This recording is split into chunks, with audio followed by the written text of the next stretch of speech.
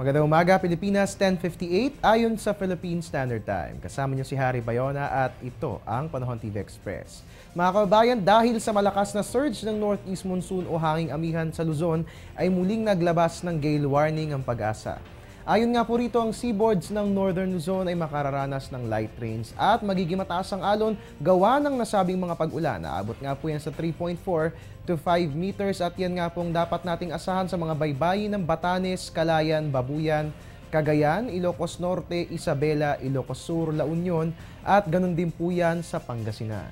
Ang eastern seaboards naman ng Central at Southern Luzon at Eastern Visayas ay makararanas din po ng light to moderate rain showers and isolated thunderstorms at ang taas po ng alon na abot po yan sa 3.4 to 4.5 meters. Inaabisuan po natin yung mga kababayan po natin mga isda dyan nga po sa mga baybayin ng Aurora, Camarines, Catanduanes, Eastern Coast ng Albay, Sorsogon, Quezon, Samar at Leyte na wag na po munang maglayag dahil nga po magiging rough to very rough ang kondisyon ng ating mga karagatan. At yan nga po ang gale warning na inilabas ng Pag-asa. Mga kababayan, sa aming pagbabalik, atin pong sisilipin ang photos of hope na ipinadala ng ating mga televiewers. Magbabalik po ang ating ulat panahon makalipas ang isang paalala. Teng, ang package. Ma'am, sabi ng Air 21 on the road na. Ano, Teng? Ang package. Ma'am, sabi ng Air 21 na receive na. Okay, very good.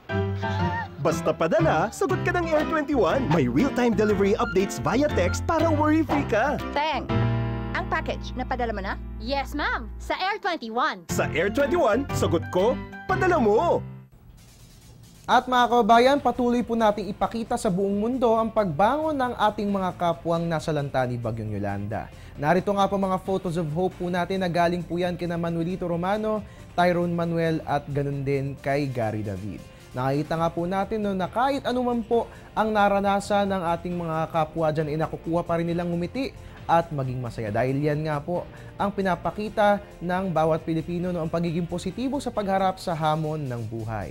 Para po sa inyong mga photos of hope, pwede nyo po i-share yan sa amin. Isasend nyo lang po yan sa ating email, panahontv@gmail.com. Ilakip din po dyan ang inyong pangalan, address, yung photo caption, and date kung kailang kinunan ang mga litrato. Aasahan po namin ang inyong mga litrato nang sa gayon patuloy tayong makapagbigay inspirasyon sa ating mga kababayan at sa buong mundo. At yan po muna ang latest mula rito sa Pag-asa DOST. Antabayanan po susunod kong ulat. Mamayang alas 12 ng tanghali dito lamang po yan sa Panahon TV Express. Pero for the meantime, please like our Facebook page or you can also follow us on Twitter at Panahon TV at ang ating website. It's www.panahon.tv. At your service po yung weatherman, Harry Bayona, Diyos maray na aga sa Inogabos.